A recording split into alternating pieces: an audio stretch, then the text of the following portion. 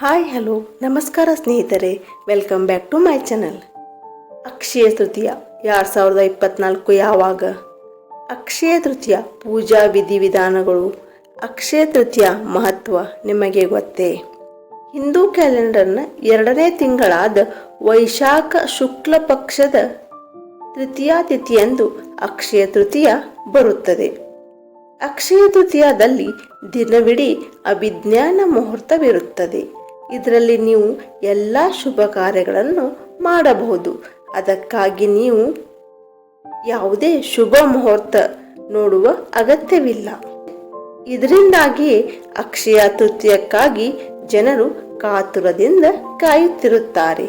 ಅಕ್ಷಯ ತೃತೀಯ ಸಂದರ್ಭದಲ್ಲಿ ಲಕ್ಷ್ಮೀ ದೇವಿಯನ್ನು ಪೂಜಿಸಿ ಅವಳ ಆಶೀರ್ವಾದವನ್ನು ಪಡೆಯಲು ಹಲವಾರು ಕ್ರಮಗಳನ್ನು ತೆಗೆದುಕೊಳ್ಳುವುದರಿಂದ ನೀವು ಸಂಪತ್ತು, ಸಮೃದ್ಧಿ, ಆಶೀರ್ವಾದವನ್ನು ಪಡೆಯಬಹುದು.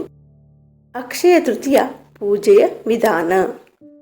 ಈ ಮಂಗಳಕರ ದಿನದಂದು ಬೇಗನೆ ಎದ್ದು ಪವಿತ್ರ ನೀರಿನಿಂದ ಸ್ನಾನ ಮಾಡಿ ಹಳದಿ ಬಟ್ಟೆಯನ್ನು ಧರಿಸಬೇಕು. ಸೂರ್ಯ ದೇವನಿಗೆ ಅರ್ಘ್ಯವನ್ನು ಸಮರ್ಪಿಸಿ ಸ್ವಲ್ಪ ಸಮಯದವರೆಗೆ ಧ್ಯಾನ ಮಾಡಲು ಶಾಂತ ಸ್ಥಳದಲ್ಲಿ ಕುಳಿತುಕೊಳ್ಳಿ. ಪೂಜೆ ಮಾಡುವ ಸ್ಥಳದಲ್ಲಿ ಸ್ವಲ್ಪ ಗಂಗಾಜಲವನ್ನು ಸಿಂಪಡಿಸಿ ಗಣೇಶ, ವಿಷ್ಣು ಮತ್ತು ಲಕ್ಷ್ಮೀ ದೇವಿಯ ವಿಗ್ರಹಗಳನ್ನಿಟ್ಟು ಹೂ, ಧೂಪ ದ್ರವ್ಯದೊಂದಿಗೆ ತಪ್ಪದೇ ತುಳಸಿ ಎಲೆಯನ್ನಿಟ್ಟು ಪೂಜೆ ಮಾಡಿ.